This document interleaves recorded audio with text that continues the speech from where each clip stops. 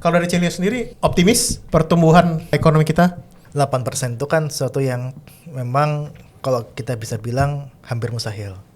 Hampir mustahil. Hampir mustahil. Dengan apa? Tidak ada masalah dengan ada menggelontorkan uang 200T misalkan. Kalau memang likuiditasnya sedang seret, ya kan. Nah, sedangkan kalau kita lihat undisbursed loan-nya di Indonesia itu cukup tinggi. Nah, ini yang kita lihat apakah memang bisa berhasil. Nah, pada waktu itu kita berharap sebenarnya bukan hanya growth of kreditnya yang naik, tapi juga penelitian saya ya dengan lembaga saya yang lama itu menyebutkan banyak sekali pelaku UMKM itu yang dia tidak mau naik kelas. Tidak mau naik kelas. Sorry. Tidak mau naik kelas. Tidak mau naik kelas. Kenapa, Mas? Karena gini, karena Halo, kembali lagi di Unfiltered bersama gue Tirta. Sama gue Vincent. Hari ini kita kedatangan salah satu penyumbang viewers terbesar channel ini ya. Orang Celios ya. Iya. Karena kita lagi butuh traffic, langsung aja kita undang Mas Nailul Huda, Direktur Ekonomi dari Celios. Yeay. Ini Makasih, Mas. agak ngeri-ngeri sedap. Nah. Karena Celios ini salah satu yang most wanted di mana-mana. Ya, vokal sekali ya. Vokal sekali, dan kalau mau ngomongin masalah ekonomi, Mas Nailul dan Mas Bima ini partnernya yang most wanted person lah gitu. Kalian tidurnya gimana sih? Nyenyak gak sih? ada gangguan. Ada gangguan. Gue kadang-kadang kalau dengar statement-statement Celiosnya, aduh. Ya. Ini orang udah nggak takut apa ya? Nggak ada takut-takutnya ya. Bener. Tapi berterima kasih juga loh, karena Iya, betul. yang menarik kita ke realita. Oh, Ya kan? anjir, benar. Di sisi lain kita perlu optimis sama ekonomi, tapi di sisi lain kita juga perlu adanya check and balance. Di sisi lain ada Zeri Hendrik ya. Di sini ada Nailul Huda. Siap. Nah, kita mau ngomongin apa nih hari ini? Karena kita udah butuh update ya Mas kondisi ekonomi 2025. Ini kan udah Desember, udah sebulan lagi lah ini tapping udah awal Desember, sebulan lagi udah berakhir. Q3 pemerintah keluarin angka pertumbuhan ekonomi 5,04 ya. Ya, 0,4%. Nah, di Q2 Celios itu kan rada skeptis tuh sama angkanya. Iya. Di Q3 gimana? Ya, kalau di Q2 ya, kita bicara Q2. Memang kalau Q2 itu kan kita lihat dari sisi PMI manufaktur misalkan. Itu kan juga bermasalah kan. Nah, kalau kita lihat kan Bima di podcast ini kan juga sampaikan hal yang serupa gitu kan ya. Nah, di Q3 ini memang kalau kita lihat data melambat istilahnya. Melambat dari 5,12 ke 5,04%. Dan kita juga masih skeptis terkait dengan PMTB. PMTB masih naik.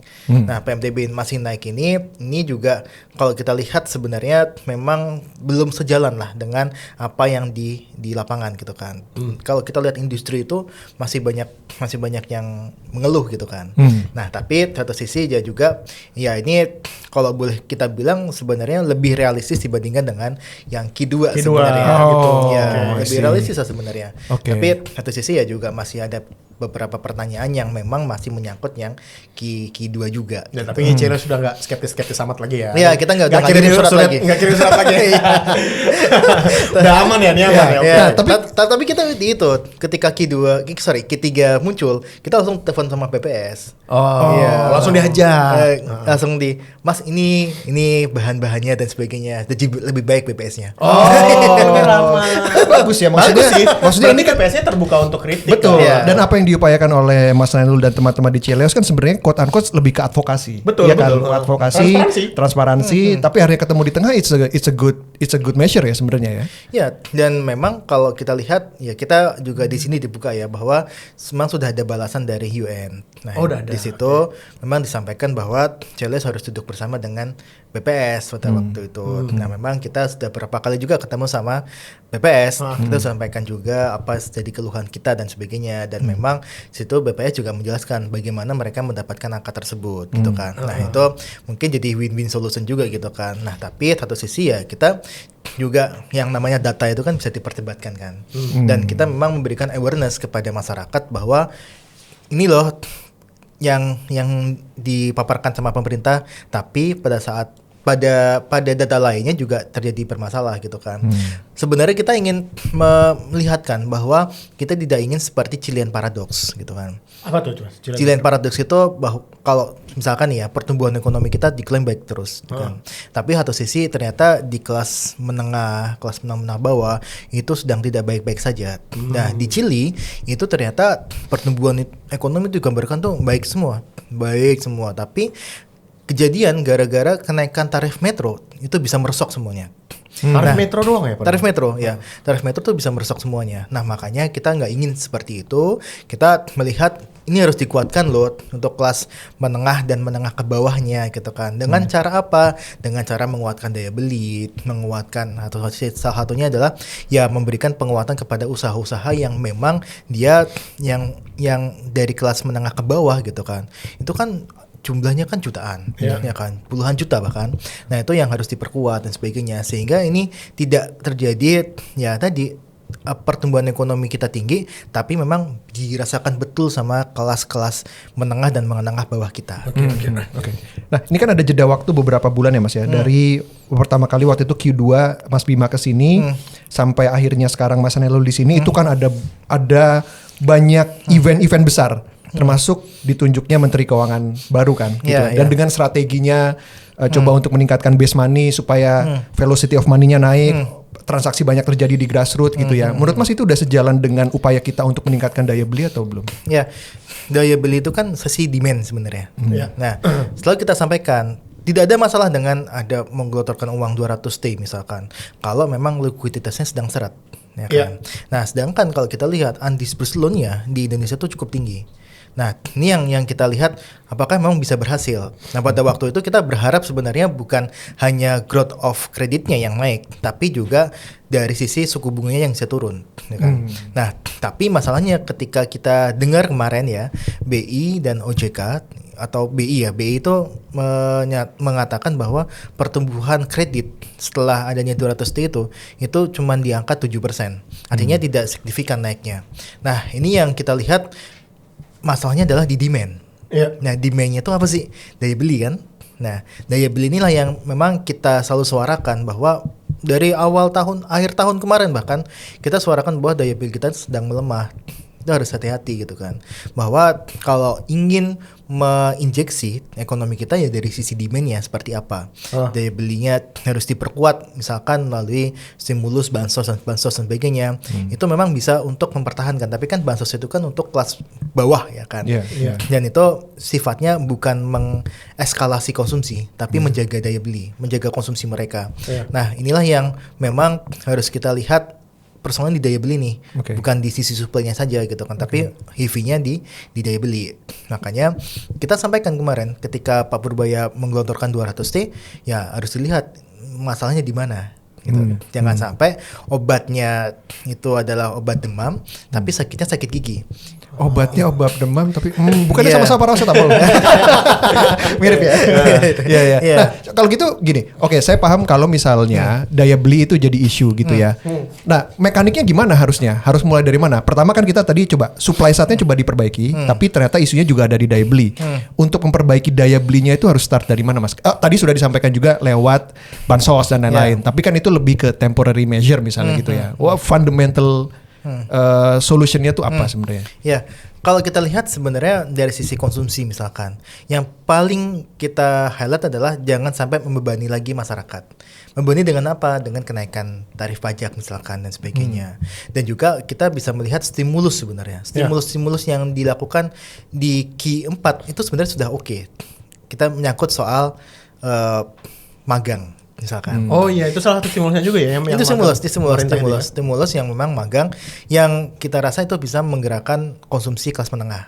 Karena kan di situ kan ada kelas menengah Gen Z adik-adik kita gitu kan.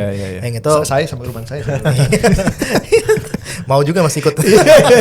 Ya, itu memang bisa. Jadi kalau itu bisa untuk menggerakkan konsumsi kita. Nah, satu lagi sebenarnya dari sisi ya kalau misalkan dari sisi usaha kita coba berikan stimulus misalkan insentif dan sebagainya, termasuk juga memberikan ya semacam kredit yang ringan gitu kan sebenarnya. Kredit ringan bagi mereka. Misalkan kalau dulu kita di COVID misalkan, COVID itu kan banyak yang usaha tuh yang dia susah untuk membayar, makanya ada restrukturisasi gitu kan. Restrukturisasi, kemudian di kelas UMKM-nya kita punya subsidi, saya lupa namanya, tapi subsidi langsung untuk UMKM. Itu ada, dan itu besarannya juga lumayan gitu kan. Nah itu memang itu bisa menggerakkan nih ketika memang daya belinya sedang melemah. Nah itu yang kita pikir, oh ini harusnya digerakkannya ke arah sana. Ke arahnya adalah bagaimana caranya si masyarakatnya konsumsi.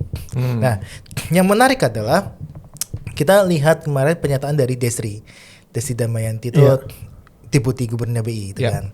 Nah, dia bilang kalau ini perusahaan ayo dong meminjam uang dan sebagainya. Nah, tapi memang situasi seperti ini kita juga harus melihat ketika ya perusahaan ini dia daya belinya sedang melemah masyarakatnya, ini harus mereka kan pasti kan menjual barangnya juga akan bingung kan kepada siapa mereka akan menambah jualannya gitu kan. Nah, ini ya yang memang kita dorong dengan ya tadi daya beli dari si demand-nya masyarakat umumnya itu ditingkatkan. Dan satu sisi juga kita berusaha untuk membantu dari usahanya itu dengan program-program yang menurut saya harusnya menjadi stimulus dunia usaha. Oke. Statement terakhirnya pengen gue ambil. Stimulus program-program yang mendukung sebagai stimulus dunia usaha, ya kan? Tadi Mas Nailul juga sempat bilang pertumbuhan kredit cuma 7%. Pertanyaan gue pertama adalah idealnya di angka berapa persen? Kalau kita lihat karena di podcastnya Pak Purbaya sama Pak Gita itu kan mimpinya adalah di angka 11%. Dia double digit ya benar. Tapi idealnya tuh di angka berapa sih Mas? Pertumbuhan kredit itu biar ekonominya itu lebih bergejolak. Ya. Kalau kita lihat untuk tumbuh 6% itu memang kredit itu biasanya tumbuh di sekitar 12%. Jadi double gitu. 12 sampai 13%. Tahun 2023 tahun 2023 lah ya. 2022 kan masa pasca Covid ya. 2023 tuh bisa tumbuh sampai 11%. Bahkan sebelum Covid kita juga tumbuhnya biasanya 11 sampai 13% gitu. Nah, itu memang rata-rata pertumbuhan kredit kita. Nah, itu aja pertumbuhan ekonomi 5 sampai 6% gitu kan. Kalau kita mau bikin 8%, itu kan juga harus double lagi kan kreditnya kan. Karena ya memang kredit ini kan juga mendorong dari sisi ekonomi kan. Nah, itu yang memang harus kita dorong gitu kan. Dan salah satunya adalah dengan cara ya tadi memberikan stimulus bagi dunia usaha itu untuk bisa meminjam gitu. Nah, sedangkan kalau kita lihat 200T itu ya kita nggak ada salah juga gitu kan. Tapi juga harus dibarengi dengan formulasi ataupun ya obat lainnya gitu kan. Misalkan tadi sakit gigi obatnya kan tadi sakit kepala gitu kan, demam gitu kan. Tapi kita juga harus kasih ini obat tambahan lainnya nih biar bisa fusion gitu kan. Jadi obat gigi gitu kan. Itu yang menurut saya itu bisa dilakukan oleh pemerintah sebenarnya. Untuk meningkatkan pertumbuhan kredit itu. Pemerintah bukannya udah ada KUR ya? KUR. Bener kan untuk kredit usaha. Udah lama tuh ya. Rakyat ya. Ya, terutama untuk segmen UMKM. Itu gimana Mas sekarang? Apakah itu bisa menjadi alternatif untuk sebagai salah satu solusi pembiayaan UMKM? Ya, menarik nih kalau kita bicara historis KUR ya. Karena beberapa kali saya juga diminta sama Bank Indonesia sama OJK juga untuk membahas terkait dengan KUR ini. Nah, satu yang menarik adalah KUR ini kan dulu dari zamannya Pak SBY, gitu kan. Pak SBY itu udah ada KUR, tapi yang dijamin adalah penjaminan ketika insurance. Insurance. Pada saat itu kan misalkan ada pedagang dia minjem di KUR, nah minjem di perbankan, itu kan ada insuransinya. Nah, insuransinya itu dulu dikurkan istilahnya. Jadi kredit usaha rakyat itu dulu KUR. Nah, sejak zamannya Pak Jokowi itu diubah skemanya. Diubah jadi subsidi bunga. Subsidi bunga nih. Subsidi bunga itu menarik karena apa? Karena misalkan bank itu patokannya 12%. Nah, 6% itu disubsidi sama pemerintah bunganya. I see. Jadi itu memang sangat membantu sekali dunia usaha. Terutama kalau kita lihat di kelas kecil dan mikro itu sangat-sangat terbantu dari adanya KUR ini. Karena apa? Karena kalau kita lihat data Mas Tirta, Mas Vincent, itu kita lihat data itu di tahun 2021-2022 permasalahan utama dari UMKM 42% itu adalah masalah permodalan. 42% dari masalah UMKM itu akses ke akses permodalan. Nah, akses permodalan. Nah, kemudian kalau kita lihat sebenarnya kenapa sih mereka nggak mau gitu kan? Hal satunya adalah karena bunganya terlalu tinggi. Bunga itu terlalu tinggi. Nah, mereka ketika mau langsung ke bank itu susah. Bayangin aja komersil itu kan bunganya 15%, 13% gitu kan. Itu mereka nggak mampu untuk itu. Nah, maka muncul memang situ kalau kita lihat ada subsidi bunga yang saya rasa itu salah satu yang program yang menurut saya bisa untuk menggerakkan ekonomi dari masyarakat kelas menengah ke bawah, usaha menengah ke bawah gitu kan. Di situ ada petani, pedagang dan sebagainya. Nah, kemudian kalau kita lihat kan dulu kan kita mengenal bank keliling. Iya, bank keliling gitu kan, bank keliling. Itu kayak rentenir kan? Rentenir ya kan, rentenir. Dulu kalau kita lihat datanya Findex itu dulu sekitar tahun 2013 2017 itu sekitar bukan 45 tapi 70% masyarakat Indonesia itu meminjam via individu. Itu regulated nggak sih Mas? Apa? Regulated nggak sih itu? Enggak dong. Enggak ya? Supply and demand aja ya berarti. Iya, supply and demand aja okay. gitu kan. Nah, itu kan bunganya tinggi banget tuh. Iya. Ya kan. Bunganya tinggi banget tapi satu sisi mereka bisa memprofit. Nah, Betul. artinya kan sebenarnya UMKM ini dia satu sisi kalau ke bank itu dia bunganya tinggi nih, susah nih saya juga. Iya. Kalau mau ke bank itu ternyata ada prinsip istilahnya tuh mental block. Dia mau masuk ke bank tuh mental block dan sebagainya. Nah, pendekatan dari bank-bank sekarang yang tepatnya adanya KUR ya, itu sudah lebih kepada bagaimana menarik yang UMKM ini bisa menjadi nasabah mereka. Oke. Nah, itu menarik dari sisi KUR-nya. Mereka mengajukan KUR dan sebagainya, itu dipermudah. Kemudian kalau kita lihat meskipun masih ada banyak kekurangannya, seperti misalkan kalau dulu itu harus ada agunan. Iya. Ya kan. Sekarang kalau di bawah 100 juta itu sudah nggak ada agunan lagi. Oh ya? Oke. Jadi bisa nggak pakai jaminan apa gitu ya? Udah nggak pakai jaminan. Di bawah 100 juta. Di bawah 100 juta. Oh, Itu kan kalau KUR itu kan jaminannya kan jaminan usahanya. Betul. Misalkan kita mau minjam KUR untuk dagang warung. Ya. Jaminan itu tuh usaha warungnya. Usahanya itu. Ya, Oke. kalau dulu ada jaminan tambahan. Di Permenko-nya itu ada jaminan tambahan. Nah, jaminan tambahan itulah yang sekarang dihilangkan untuk yang 100 juta ke bawah. Oke. Nah, Jadi itu- memang sasarannya bahkan bukan lagi ke UMKM ya, tapi kan itu hitungannya udah ultra mikro ya. Udah mikro, 100 juta tuh udah mikro, ya kan? Untuk apa? Untuk yang tadi mengurangi yang mereka tergantung sama bank keliling tadi gitu ya, kan. Bank keliling tadi meskipun ya bank keliling juga punya kelebihan ya. Iya. Punya Kelebihan gitu kan. Target market sendiri ada gitu kan. Iya. Tapi yang kita harapkan adalah dengan adanya program dari pemerintah ini kita bisa menjembatani dari sisi pelaku usahanya dengan sisi perbankan. Oke. Yang selama ini kan tadi ada mental block, Iya, kemudian susah nih bunganya terlampau tinggi dan sebagainya. Nah, tapi dengan bank titil itu kan, bank keliling ya, Iya. bank keliling. Terus kalau di Jawa bank titil gitu ya. Oh, Iya, berarti bank detail. bank titil. Bank titil. Iya.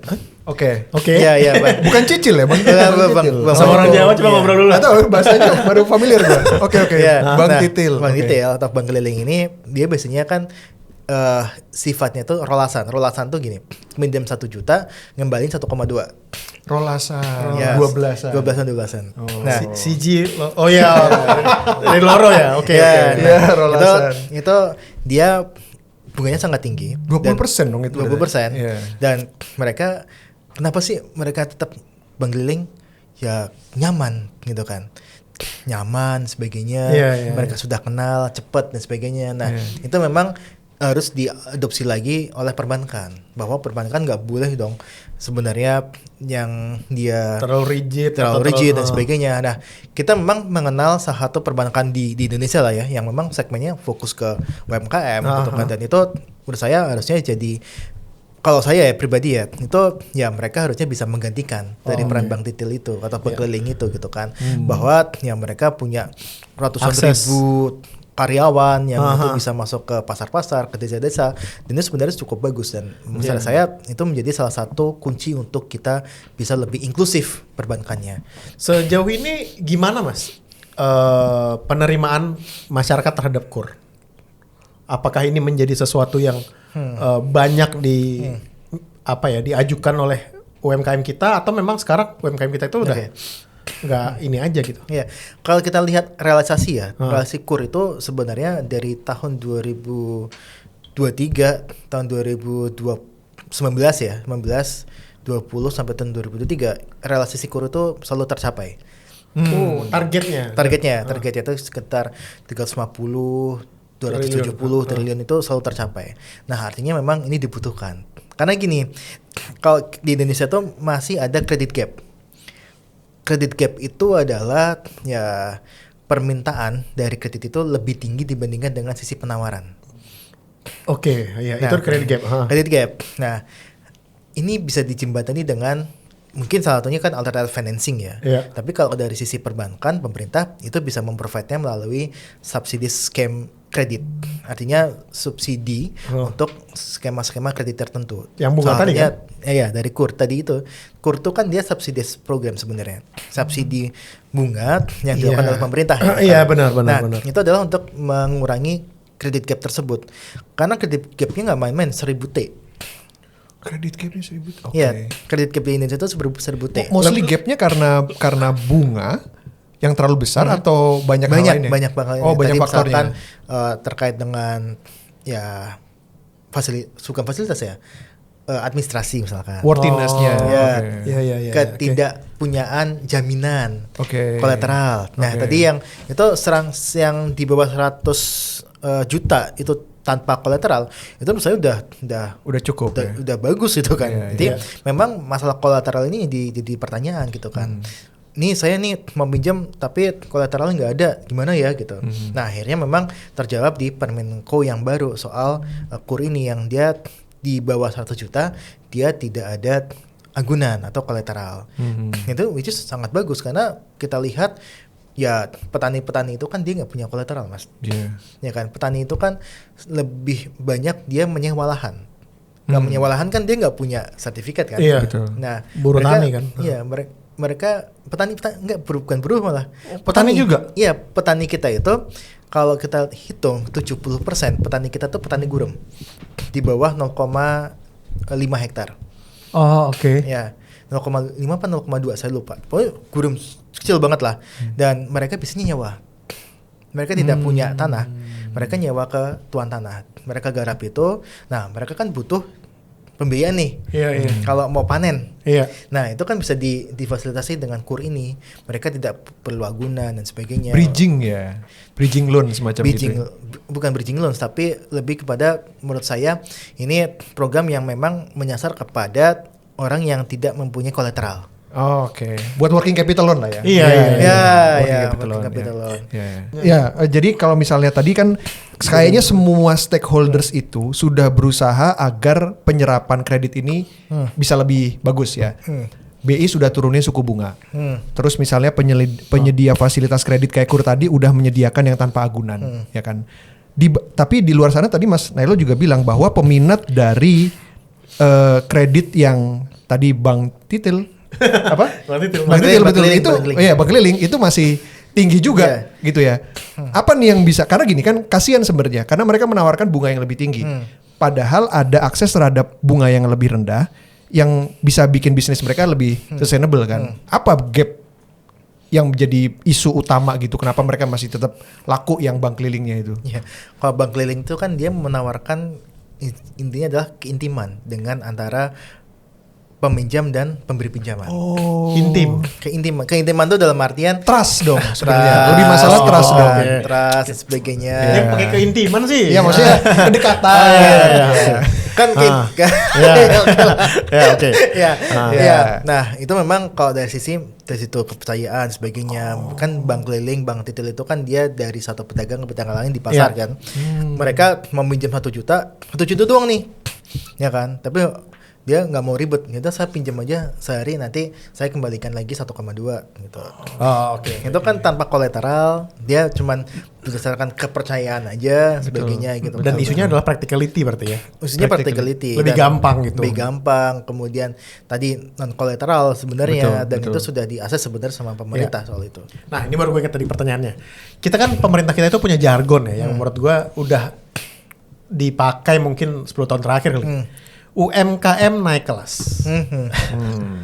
Sebelum gue tanya, Mas Nailo setuju nggak bahwa solusi untuk memajukan ekonomi kita adalah menaik kelaskan UMKM?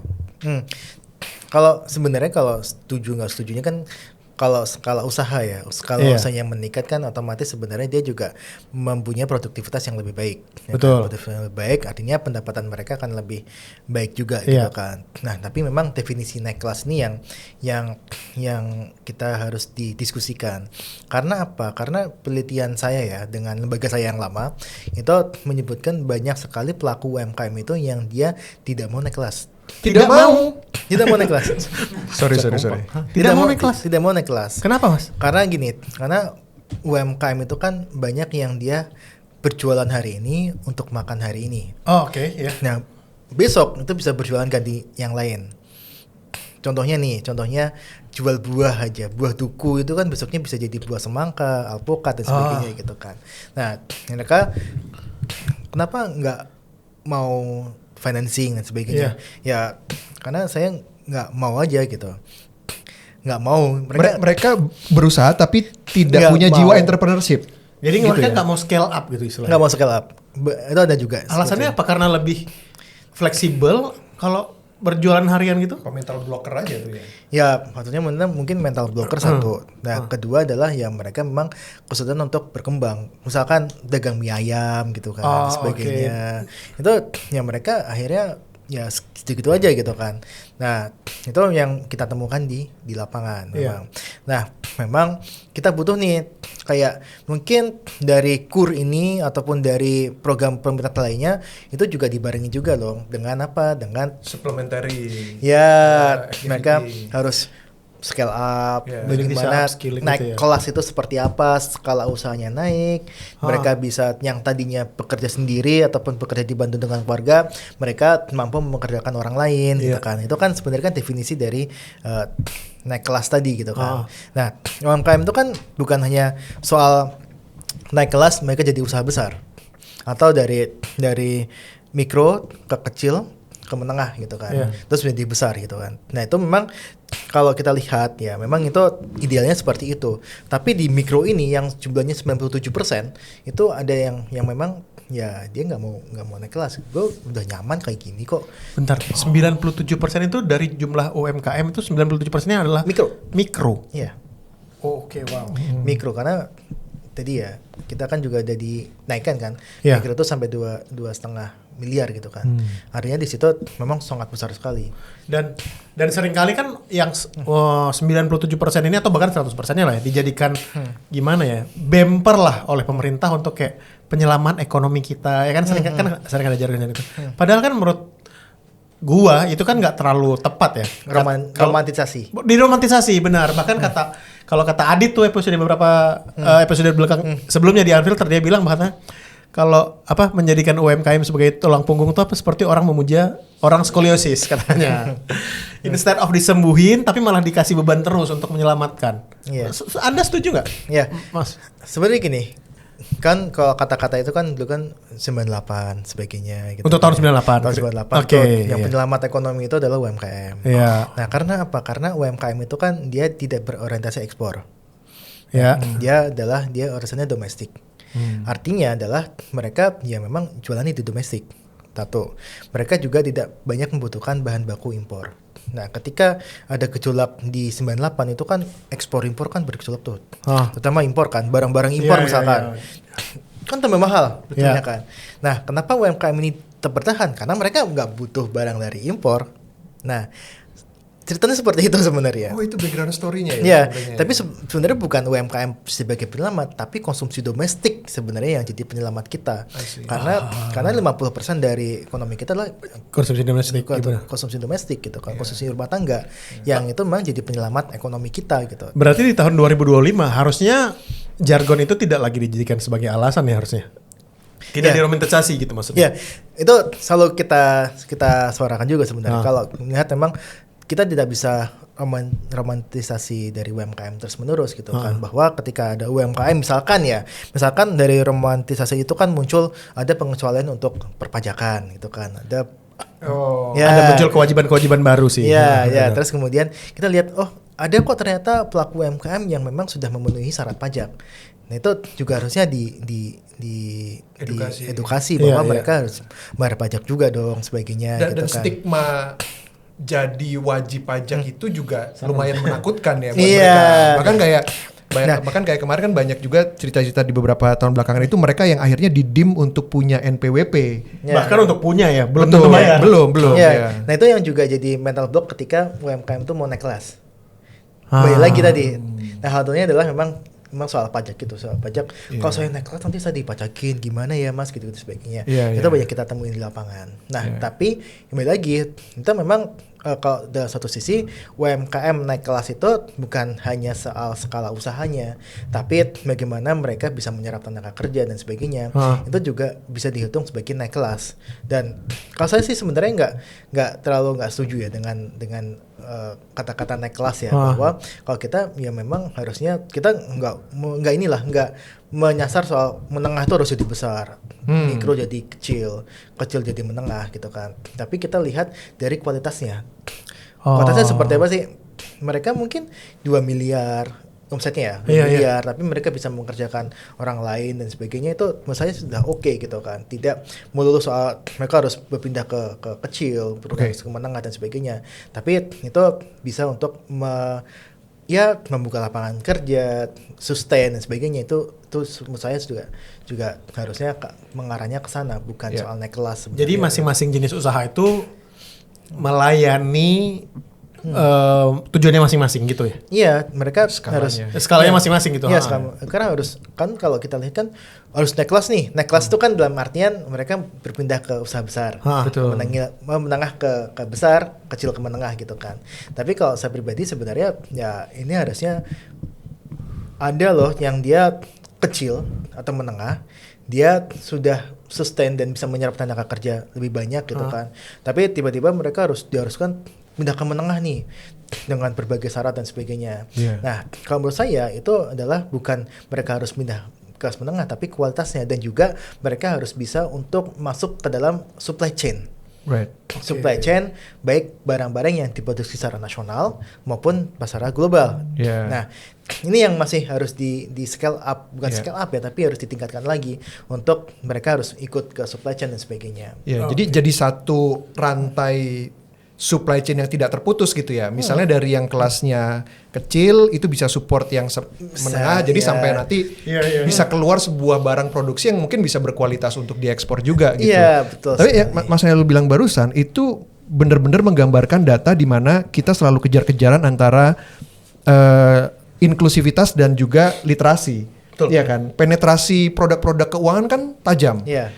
Tapi literasinya itu selalu kejar-kejaran. Oke, kalau kita ngomongin Jakarta, better lah dibandingin sama daerah-daerah lain gitu ya. Kalau kita ngomongin nasional, sebenarnya gap antara inklusivitas dan juga literasi itu dibantu banget sama Jakarta yang tinggi gitu. Tapi kalau kita mulai ke timur atau ke tier 2, tier 3 itu mungkin gapnya akan semakin besar gitu ya. Jadi sebenarnya PR lebih besarnya adalah bukan hanya dari penyedia financing untuk bisa ngasih insentif atau kredit yang lebih terjangkau, persyaratan yang dipermudah, tapi PR-nya justru lebih gedenya di literasinya itu. Nah itu yang sebenarnya saya juga heran ya.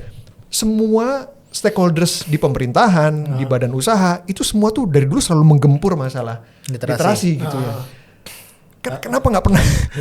Nggak pernah selesai. Nggak pernah selesai sih. PR itu. Karena kalau kita lihat sebenarnya literasi itu basisnya adalah pendidikan. Kalau saya melihatnya ya, basisnya pendidikan. Tapi satu sisi sebenarnya di mata pelajaran kita di SD itu kan hanya terkait dengan uang, menabung, sebagainya kan. Tanpa kita pernah belajar kredit. Bener sih. Meminjam, investasi, insurance, itu nggak ada. Itu harus dari SD, Mas?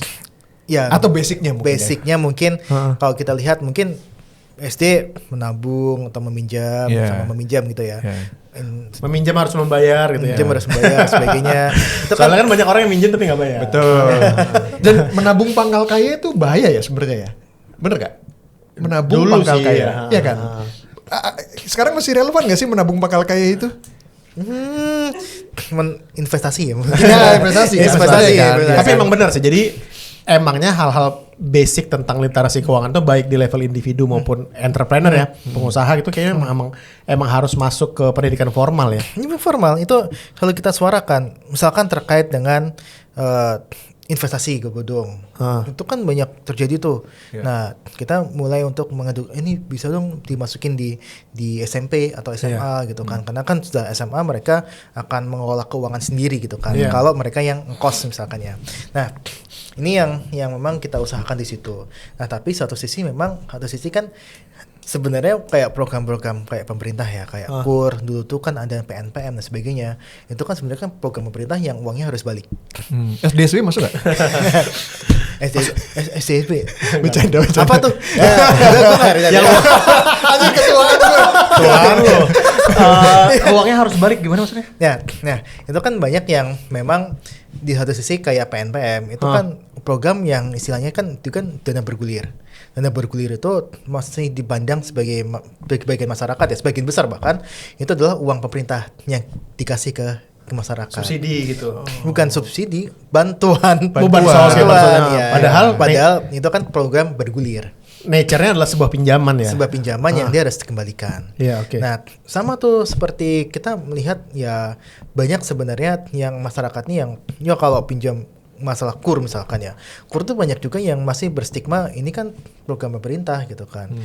Kita nggak bisa kok nggak diwajibkan untuk kembalikan, udah kan salah kan, itu kan sebenarnya kan uang perbankan yang bunganya disubsidi sama pemerintah. Jadi memang pemahaman tentang produknya juga masih di bawah sekali ya. Jadi orang memahami KUR-nya bahkan ngertinya ini bukan pinjaman, ini adalah dari pemerintah. Iya, banyak seperti itu. Padahal itu miskonsepsi ya. Miskonsepsi padahal pola bisnisnya kan sebenarnya dia adalah uang dari bank. Bunganya disubsidi oleh pemerintah ya kan. Kalau uang dari bank harus kembaliin dong. Iya. Itu kan pasar awal seperti itu. Nah, memang satu sisi ada beberapa, kalau saya pribadi sebenarnya adalah unbankable sama unvisible. Itu yang memang harus dibantu tanpa ada pengembalian. Jadi saya tuh punya bagian itu menjelaskan kalau dia bankable tapi unvisible, dia itu dibantu subsidi interest. Sorry mas, unvisible itu apa sorry mas? Unvisible tuh dia tidak mampu untuk mengembalikan. Tapi dia punya akses ke perbankan. Tapi dia punya akses perbankan, dia secara perbankan dia masuk gitulah ya. Nah, itu dia harus dibantu dari subsidi bunga. Ya, tapi kalau dia memang khususnya unbankable, tapi dia visible, dia bisa dibantu dengan cara dana bergulir. Nah, tapi kalau unbankable dan unvisible itu social assistant. Bansos sebagainya itu masuknya ke situ. Nah, ini kan selain KUR itu kan ada program UMI, kredit usaha ultra mikro. Nah, itu ada juga tuh seperti itu. Nah, itu memang yang kita lihat harusnya dilakukan apa ya? Kalau saya berjenjang ya. Jadi mereka social assistant dulu, kemudian mereka kalau unvisible tapi dia bankable dikasihlah subsidi bunga. Tapi kalau dia unbankable tapi divisible, dia mungkin bisa masuk ke dana bergulir sebagainya. Gue jadi penasaran berapa sih bunga KUR, coba dimunculin dong yang per ini KUR mikro ya. Gue jadi penasaran. 10 sampai 100 juta itu 6%, ya masih single digit lah ya. KUR kecil 100 sampai 500 itu 6-7%. Sama lah ya. Tapi kenapa pinjaman ke 2, 3, 4 itu lebih tinggi ya? Iya, logikanya kenapa ya? Apa? Kenapa bunga peminjaman yang kedua, ketiga itu bunganya lebih tinggi? Karena bisa balikin gitu. Ini sebenarnya gini, ada KUR yang dia 3%. Ada 3%? Iya. KUR ultramikro atau KUR pertanian saya lupa. Itu 3%. Jadi ada yang lebih rendah lagi. Nah, kenapa dibikin perjanjian? Karena kan dia pinjaman ke satu misalkan 6%. Terus kan kemudian mereka berhasil mengembalikan. Mereka dikasih lagi pinjaman keduanya 7%. Artinya kan satu sisi dari sisi pemerintah subsidinya berkurang. Ya. Nah kan. Nah, terus 8 sampai 9 itu memang difokuskan untuk mereka tuh bisa mengambil pinjaman komersil. Karena sudah terbukti bisa bayar makin kecil juga sama yang komersil ya. Komersil kan. Kalau komersil itu kan sekitar 13 sampai 15%. Dan lebih besar kan, pinjamannya bisa jadi lebih besar. Iya, pinjamannya lebih besar dan sebagainya. Nah, itu kan kalau 9% kan artinya dia menuju ke 16% tuh lebih rendah gitu. Dan asumsinya berarti berhasil terus nih. Berhasil terus. Size bisnisnya grow gitu. Ini naik kelas akhirnya. Ya, naik kelas. Ya, naik pinjaman. Naik pinjaman. Ya. Ini berarti 100 juta tanpa agunan, di atas 100 juta dengan agunan. Oke. Nah, ini kan sebenarnya lebih menarik ya. Kayak misalnya gini. Salah satu kendala atau salah satu komplain yang sering dikeluhkan oleh pengguna layanan financing yang lain adalah debt kolektornya yang serem. Iya kan sebenarnya kan gitu. Tapi karena ini dikelola oleh perbankan gitu ya, harusnya bisa lebih apa ya? Manusiawi. Lebih manusiawi gitu ya. Harusnya ini jadi pilihan pertama dong sebelum lari ke misalnya financing lain yang bunganya lebih tinggi dan lebih loose gitu loh. Iya. Kalau soal penagihan itu sudah ada aturannya sebenarnya. Oh iya. Sudah ada aturannya. Ya, dia misalkan tidak boleh menelpon orang lain tanpa izin. Misalkan nih, saya pinjam nih, terus saya mencantumkan nomornya Mas Vincent nih. Yeah. Nah, si debt collector tuh nggak bisa tiba-tiba nagih ke Mas Vincent. Ini pura-puranya kan? Iya, pura-pura aja. Bukan beneran mau minjem kan? tapi gue ada nomornya sih. Tiba-tiba ntar gue telepon lagi. Dua orang dipakai langsung. Kenal sama Mas Ranul.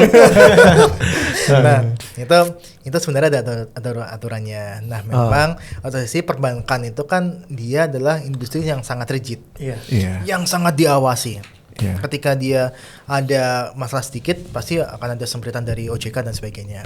Nah, makanya ketika penagihan itu pun harus mengikuti standar yang ada. Tidak seperti kayak mata elang gitu lah ya. Kan? Oke, iya. Mata elang. Ada yang penagihan debt collector itu Debt kan? collector yang dia di jalan itu loh, Mas. Iya. Mata elang untuk mengawasi gitu. Iya, mengawasi nih mobil ini gitu kan. Oke. Gitu. Ada gitu ya? Ada itu biasanya ke leasing. Oke. Ya, ke leasing tuh kalau mata elang. Nah, itu sebenarnya udah diatur dan perbankan tuh sangat ketat. Nah, memang kalau satu sisi kita nyebutnya alternatif utamanya adalah perbankan untuk financing. Karena apa? Karena bunganya tadi ya selain dari sisi kur yang bisa difasilitasi pemerintah, juga memang dari sisi bunga mereka yang lebih rendah. Misalkan sama bank keliling aja kan jauh kan. Iya, ya cost of fund-nya lebih rendah juga mereka. Ya, nah memang pilihan utamanya adalah dari sisi perbankan. Tapi kan perbankan karena ribet tadi, makanya banyak yang lari ke alternative financing. Nah, makanya selalu kita suarakan ketika ada masalah bank keliling seperti ini, kita juga melihat dari sisi perbankan harus seperti apa. Saya pernah ngobrol sama salah satu inilah ya di bank gitu ya, bank himbara kita bilang yang jadi musuh kalian tuh bukan alternative financing yang sekarang ada gitu kan, yang pakai teknologi dan sebagainya, tapi musuh kalian tuh adalah bank keliling tadi gitu. Bank keliling yang memang itu kan dia tidak bisa menyertakan harus berpakaian rapi kalau ke bank sebagainya gitu kan. Mereka ya di luar sistem sih ya. Iya, di luar sistem. Tidak terdeteksi, tidak terkontrol, tidak terawasi gitu ya. Padahal tuh debt collectornya kan tambah kejam kan kalau rentener itu kan. Nah, makanya ini yang saya lihat harusnya dari sisi perbankan bisa loh masuk ke sini tanpa ada agunan, terus kemudian tanpa administrasi yang ribet, berbaur dengan masyarakat. Itu kan memang salah satu yang kita harapkan dari sistem perbankan kita gitu. Sejauh mana berarti porsi UMKM itu dalam kue ekonomi Indonesia itu seperti apa sih Mas sekarang? Dan idealnya itu seperti apa gitu? Kan target pemerintah itu 8% ya pertumbuhan ekonomi. Porsinya itu harus segede mana gitu? Segede apa? On top of that, kan sekarang 50 sekian persen dari total GDP-nya kita kan, Konsumsi konsumsi kan ya. Itu sebenarnya untuk ukuran negara dengan profil seperti kita, itu sehat apa enggak sih? On top of pertanyaannya Tita tadi gitu ya. Itu tadi soal UMKM dulu ya. Soal UMKM memang kalau kita lihat dari pemerintah ya, itu kan memang sekitar 60% itu sumbangan ke PTB-nya. Dari UMKM aja? Dari UMKM. Tapi karena kan 99% kan usaha kita kan usaha UMKM. Ya kan. Itu memang data pemerintah gitu kan, meskipun ya kita ada hitungan sendiri tapi kita nggak disclose di sini. Nah, memang di situ sangat besar. Nah, tapi satu lagi memang karena domestiknya kita juga cukup besar, 50% lebih itu adalah konsumsi domestik kita. Nah, apakah memang itu ideal? Nah, memang kita harus mencari sumber pertumbuhan ekonomi baru. Ya kan, domestik kita sebenarnya nggak ada masalah dengan konsumsi domestik. Oke. Konsumsi domestik kuat, artinya ya kita dari sisi ada goncangan dari luar, kita juga nggak akan Relatif lebih stabil ya. lebih stabil. Contohnya pas kemarin COVID. Ya. COVID ketika negara tutup itu kita masih bisa hanya berkurang sekitar 5, berapa persen kan? Iya, iya. Nah itu kan salah satunya karena kita bermainnya di domestik. Kalau dulu itu istilahnya adalah ekonomi kita tuh nggak bermain di comberan gitu.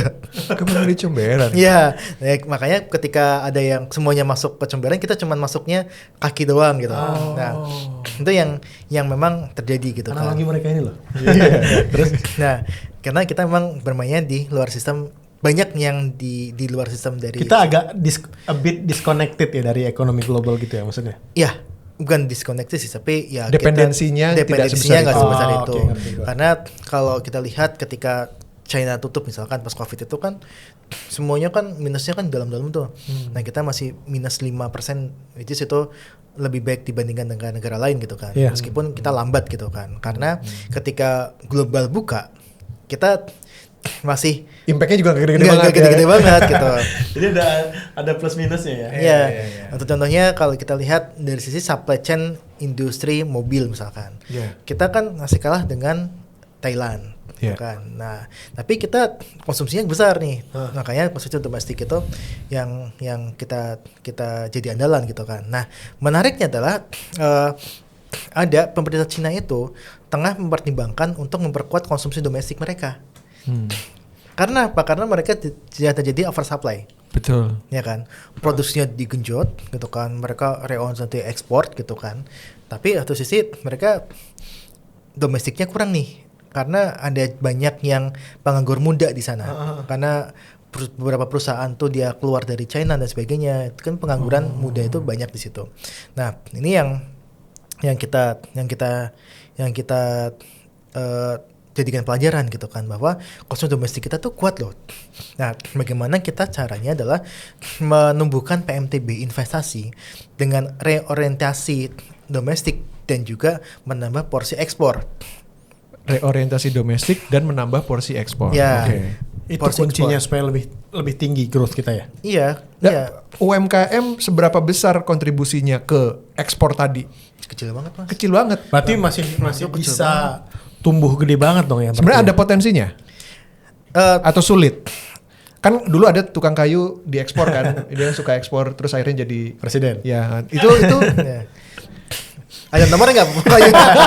Pokoknya ada nomornya nggak? Iya. Nggak, maksudnya itu kan dari usaha. Sebenarnya gini, salah satu indikator sebuah usaha kecil itu bisa maju itu katakan kalau udah bisa ekspor barangnya gitu kan. Kita masih kekurangan yang seperti itu ya sebenarnya. Kita kan ekspor masalah kan- quality dan productivity. Ekspor kan banyak. Sawit itu kan ekspor. Oh iya, betul, Iya kan? betul. Tapi kan bukan UMKM, Mas. Iya. Tapi kan dia supply chain-nya dari UMKM juga. Pancing terus. Oh. Nah, iya. tapi kita kan nggak pingin kita ekspornya komoditas. Oh, Yang, betul. yang kita Jadi pingin ekspor lebih- adalah nilai tambah. Betul. Value Ya kan? editnya ya. Value Ah. editnya seperti apa dan sebagainya. Nah, memang kita tidak melulu UMKM ini bisa ekspor secara langsung. Ya. Enggak begitu cara mainnya. Oke. Kita UMKM nih ekspor langsung nih furniture dan sebagainya Oke. itu ada. Ya. Tapi yang perlu kita lakukan adalah kita supply chain dalam negeri untuk bisa ke ekspornya. Oh, jadi Seperti part of apa? supply chain-nya aja. Itu udah cukup gitu ya. Sangat cukup sekali. Misalkan nih UMKM kita fashion gitu kan. Fashion kita menyediakan pernak-pernik misalkan. Pernak-pernik dari UMKM. Tapi yang ekspor itu ya merek-merek baju Retailnya, retail yang udah menengah besar, Iya, kita iya. diekspor ke luar kan otomatis sebenarnya juga Akan narik yang di narik bawahnya yang ya. di bawahnya juga gitu. Iya, iya, Nah, iya. yang kita perlukan seperti itu sebenarnya. Iya. Bahwa ya UMKM ini ya dia nggak usah langsung ke ekspor gitu, Tapi mensupport industri di atasnya. di atasnya. gitu. Itu Ya, yang sebenarnya yang kita harapkan seperti itu. Karena Ya, apa? oke. Karena di dalam negeri kita bisa support gitu kan. Ya. Ngapain kita harus ekspor secara langsung kalau bagi Ya, UMKM? ya. Karena Oke. kan ekspor itu kan juga ada proses dan sebagainya. Ada hurdle-nya juga gitu. Nah, Mas, dengan mempertimbangkan kondisi yang udah kita bahas sebelumnya, pemerintah itu kan nargetin 6% tahun depannya. Enggak dong. Pertumbuhan. Kan dibilangnya- 5,4. Ya, terus kan sampai akhirnya nanti 8%. Kalau dari Celio sendiri gimana? Optimis pertumbuhan ekonomi kita di tahun 2026, 27, 28 dan seterusnya? Ya. Untuk kena ke 8%? Nah, gitu ya. Pertama, 8% itu kan sesuatu yang memang kalau kita bisa bilang hampir mustahil. Hampir mustahil. Hampir mustahil. Dengan apa? Dengan kondisi ekonomi kita yang sekarang. Sorry, Mas, Dengan aku potong sebentar. Bahkan ketika nanti di akhir tahun kelimanya pemerintahan presiden itu tetap terbilang hampir mustahil. Hampir Not mustahil. right away gitu. Hampir mustahil karena kalau memang daya beli kita masih stagnan di angka ini. Jadi itu yang harus digenjot. Ya. Kenapa? Karena kita melihat sebenarnya industri kita kan sudah gonjang-ganjing. Iya. Tekstil kita banyak ke PHK dan sebagainya gitu kan. Kita masih melihat ini 8% kayaknya Sulit nih. sulit untuk situ, untuk sana gitu kan. Meskipun ya Chelios ini kan dibilang ahli nujum gitu ya. Ahli nujum. Ya. Punya bola kristal ya. Ya, kristal gitu kan. Ini kenapa nggak mungkin dan sebagainya gitu kan. Pasti kan pertanyaannya kenapa nggak mungkin gitu kan. Karena kita melihat dari realitas yang ada. Dan kita masih melihat masih jauh lah. Industri kita tuh kan 20% ya dari kurang bahkan. Iya. Kurang bahkan. Nah, kalau kita tumbuh dulu tuh kita pernah tumbuh 7%, 6%. Itu industri kita share-nya tuh 25%. Iya. 25% sampai 30%. Sekarang dengan industri sekitar 18%, 19% itu susah untuk mencapai which is 6%, 6,5% itu maksimal. Kalau 8% itu saya ragu gitu kan. Kemudian satu sisi kita perlu investasi yang besar. Investasi ketika mau tumbuh 8%, kita harus menyiapkan sekitar 23.000 triliun investasi sampai tahun 2029. Wow. Annually. Enggak, Kumulatif. total ya, Oh. kumulatif. Itu besar sekali. Karena apa? Ekor kita juga besar. Iya, berapa? 6 ya? Ekor kita 6,7. 6,7. 6,7 artinya ya kita membutuhkan modal yang sangat besar untuk bisa tumbuh 1%. Nah, 8% tuh tambah gede lagi kan. Iya. Nah, ini yang terjadi. Nah, ini kemudian kita kayaknya 8% kayaknya terlalu optimis, tapi yang namanya dokumen RPJMN itu kan harus optimis kan. Betul. Ya kan, Jokowi misalkan, Jokowi itu di RPJMN 2015-2019 itu memang menargetkan pertumbuhan ekonomi 8%. Dan apa yang terjadi? 5%. Covid. Dengan Covid. Ya, Covid-nya 2020. Dan juga ada kondisi global yang memang tidak menguntungkan. Trump dan sebagainya. Terus juga ada geopolitik global yang menurut saya itu jadi faktor juga kenapa sih 8% itu susah untuk dicapai. Even jika semua rencana hilirisasi dan juga mendatangkan investor asing untuk jalanin PSN di Indonesia, bantu untuk jalanin PSN Indonesia gitu ya. Pertumbuhan double digit. Itu masih berat ya sebenarnya ya. Ya, pertumbuhan double digit 12% misalkan 13%, kita cuma tumbuh 5%. Artinya bukan itu masalahnya, tapi masalahnya di ekornya. How to solve that? Ekor tuh incremental capital output ratio. Nah, productivity levelnya ya. Efisiensi modal. Nah, kalau kita lihat bicara terkait dengan ekor, kita bicara terkait dengan yang tadi, misalkan saya ingin membangun jembatan yang seharusnya itu 10 miliar, itu menjadi 13 miliar. Dari apa? Korupsi, inefisiensi tengah-tengahnya. Korupsi, biaya ekonomi tinggi. Kita tuh kan masih high cost ekonomi, Mas Vincent. High cost ekonomi kita tuh. Kita melihat banyak yang memang sogok sana sogok sini gitu kan. Ada ormas-ormas yang memang minta jatah dan sebagainya. Itu kan membuat kita tuh high cost ekonomi. Itu yang harus diberesin ya.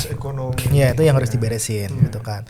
Untuk mencapai tadi pertumbuhan ekonomi kita 6 sampai 6,5% lah. Itu aja udah bagus banget. Gitu kan. Nah, kenapa Vietnam bisa gitu kan? Pertanyaannya Vietnam kan 7%. Ya kan. Vietnam itu memang mengandalkan FDI. FDI yang dia lari dari China itu besar. Larinya ke Vietnam. Kalau kita lihat share FDI itu GDP, kita tuh kalah. Dan yang menarik adalah ekspornya juga mereka gila banget sih. Ekspornya tuh bukan ekspor mineral fuels lagi, mereka sudah electricity. Ya, sedangkan kita masih mineral fuels, kemudian masih CPO lagi gitu kan. Nah, kalau kita lihat dari sisi ekspor untuk yang barang teknologi tinggi itu cuma 8%. Vietnam itu sudah 45-50%. Wow. Malaysia 52 sampai 55%. Itu apa Mas? Growth-nya atau Share-nya. Share ekspor produk teknologi tinggi terhadap total ekspor.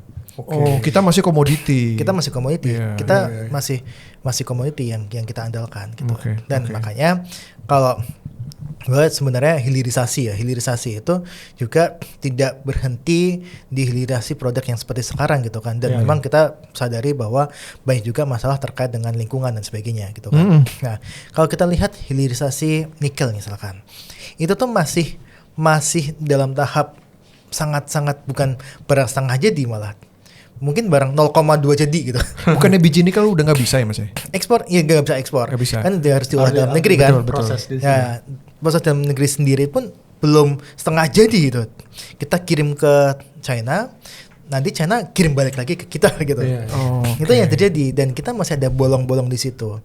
Nah, makanya memang yang kita harapkan adalah memang hilirisasi itu ya dia harus dari sisi full gitu kan. Ya, buat pabrik di sini tapi tanpa mengganggu lingkungan. Itu yang memang kita harapkan di situ, walaupun mungkin susah juga ya. Kalau hilirisasi tambang itu mengganggu lingkungan ya, tapi kan ada hilirisasi lain, hilirisasi ikan misalkan. Nah, itu peran UMKM bisa di situ. Oh ya? Peran UMKM misalkan nelayan. Nah, itu kan UMKM kan. UMKM tuh mensupport untuk hilirisasi perikanan misalkan. Itu bisa jadi seperti itu. Nah, itu dibantulah dengan program dengan KUR, dengan kredit-kredit lainnya gitu kan, yang memang dia bisa membantu di situ. Jadi memang pembiayaan dari pemerintah itu bisa untuk mengalirkannya ke sana gitu kan. Nah, sorry, terakhir nih dari aku. Udah terakhir nih. Iya, masih mau panjang. Jadi kalau kita ngelihat sebenarnya keinginan baik itu dari yang masih muda sampai yang sudah pensiun untuk punya quote-unquote kan bahasa mudanya pengen bikin usaha sendiri, ya kan. Itu tuh selalu besar lah. Mimpi rakyat Indonesia tuh pengen bikin usaha sendiri gitu kan.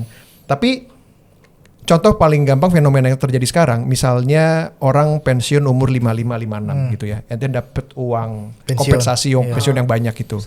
Itu kan dianggap sebagai the only source of financing buat dia. Equity financing lah semua buat dia gitu ya. Tanpa dia menyadari bahwa there is a healthy proportion untuk bisa finance usahanya dia gitu kan. Nah, ini gimana cara mengubah stigma ini gitu ya. Meanwhile di luar sana ada banyak penyedia financing itu yang willing untuk kasih dengan bunga rendah, akses yang lebih gampang gitu ya. Kenapa kok pengen terburu-buru pengen pakai uang gue sendiri gitu. Untuk finance gitu bisnisnya. Iya, memang kalau kita lihat data dari BPS itu sekitar 30% nggak salah. 30% dari usaha UMKM kita tuh memang masih mengandalkan modal usaha sendiri. Nah, kita kan ya bisa dibilang kalau mereka dengan usaha modal sendiri, mereka kan nggak perlu untuk mengangsur misalkan. Mereka juga tadi saya nggak usah lah bisnisnya terlalu besar gitu kan. Saya semampunya saya, semampu keuangan saya gitu kan. Nah, itu kan yang memang masih menjadi mental block satu gitu kan. Nah, dan juga kemampuan mereka untuk membayar juga mereka pasti perhitungkan sebenarnya. Nah, kalau saya pribadi sebenarnya kalau ingin misalkan ya tadi ya, kita kan ada kalau istilahnya di usaha itu kan ada bootstrapping. Bootstrapping gitu. Kemudian kalau kita berkembang lagi ke seed A dan sebagainya gitu, pre-seed dan sebagainya gitu kan. Nah, memang kalau di kita usaha ya itu memang yang paling susah dan banyak keluarnya itu kan ketika bootstrapping kan. Iya kan, awal-awal susah banget untuk nyari pendanaan lah istilahnya. Itu memang masih di situ, strugglingnya di situ. Nah, ketika sudah melewati bootstrapping, mereka akan lebih mudah tuh untuk melakukan pembiayaan dan sebagainya. Nah, memang satu sisi mereka menggunakan modal sendiri, ya tadi seperti saya dijelaskan, mereka nggak mau perbankan itu ya karena selain tadi membayar ya, karena bunga terlalu tinggi, ada agunan dan sebagainya. Nah, inilah yang sebenarnya selalu kita sampaikan. Kalau ini kan baru nih, ya kan, baru bagaimana cara mereka untuk bisa mendapatkan PBN tanpa agunan dengan modal yang saya butuh modalnya 90 juta aja deh, ya kan. Nah itu kan sebenarnya bisa diakses tanpa agunan kan, dengan KUR ini. Nah yang menarik adalah sedikit cerita ya, ini terkait dengan alat refinancing lainnya, itu juga perlu agunan kan. Saya kan misalkan pinjaman daring. Betul. Itu kan nggak perlu agunan sebenarnya. Betul. Dan mereka juga maksimal berapa puluh juta sih. Tapi bunganya lebih jauh lebih provisinya tinggi. Tinggi kan. Nah makanya ini juga ada pemerintah bisa masuk ke sana dong. Gitu kan. Pemerintah dengan segala infrastrukturnya pasti kan bisa masuk ke sana gitu kan. Makanya saya sangat appreciate terkait dengan yang di bawah 100 juta itu nggak pakai agunan karena salah satu masalahnya tuh memang di agunan gitu kan. Nah satu lagi, nah ketika memiliki agunan pun masyarakat juga menyimpan agunan itu misalkan ya sertifikat tanah. Mereka tuh takut untuk bukan menggantikan ya, tapi menitipkan sertifikat tanah itu ke perbankan. Mereka takut nggak membayar dan sebagainya gitu kan. Makanya di sini kan kalau kita lihat KUR itu ataupun dari pemerintah ya, ataupun dari komersil itu sudah ada sistem jaminan. Sorry, bukan jaminan, asuransi. Asuransi. Kalau agunannya itu kenapa gitu? Ya, asuransi kalau usahanya kenapa-napa yang memang disebabkan oleh satu kejadian misalkan gempa bumi dan sebagainya ataupun hama wereng kalau sawah gitu kan. Itu kan dijamin sama asuransi. Nah, aku tuh masih takut tuh sebenarnya. Makanya kalau saya pribadi kalau untuk mencoba untuk menangkap ya segmen UMKM ini bukan cuman dari masalah bunga, tapi dari sisi agunan juga. Terus kemudian bagaimana mereka insurannya seperti apa? Karena ketika insuransinya kuat, bank pun juga nggak akan ragu gitu. Nggak akan ragu. Kemudian juga bisa menurunkan suku bunganya. Nah, ini yang jadi masalah juga, Mas Vincent. Karena apa? Karena gini, setelah KUR ya, kita kan lihat di pinjaman keempat itu kan mereka harusnya bisa membutuhkan juga pembiayaan lainnya. Mereka kan pasti akan larinya ke kredit komersil. Nah, kredit komersil itu dia bunganya 16%. Kita turun lagi 16 sampai 15%, itu apa sih? Ternyata ada biaya insurance. Nah, insurance tuh. Nah, makanya kita, loh ini sebenarnya kalau insurance dikurangin, itu bisa turun lagi nggak bunganya gitu kan. Saya pas itu terpanggil sama Kementerian UMKM dan ada Himbara juga di situ. Itu bisa dikurangin nggak gitu kan? Bisa aja sih Mas, tapi kita harus ada jaminan dari asuransinya dari siapa gitu. Nah, sebenarnya itu bisa masuk juga gitu kan, bahwa di situ sebenarnya banyak kok yang alumni KUR ini tetap membutuhkan pembiayaan, tapi mereka nggak bisa mengambil KUR lagi. Nah, itu harusnya jadi jembatan juga tuh. Di situlah pemerintah masuk gitu untuk menghilangkan masuk lagi karena kan dulu kan Jokowi kan pernah bilang kan, kenapa NIM-nya tinggi gitu kan. NIM-nya kenapa tinggi nih?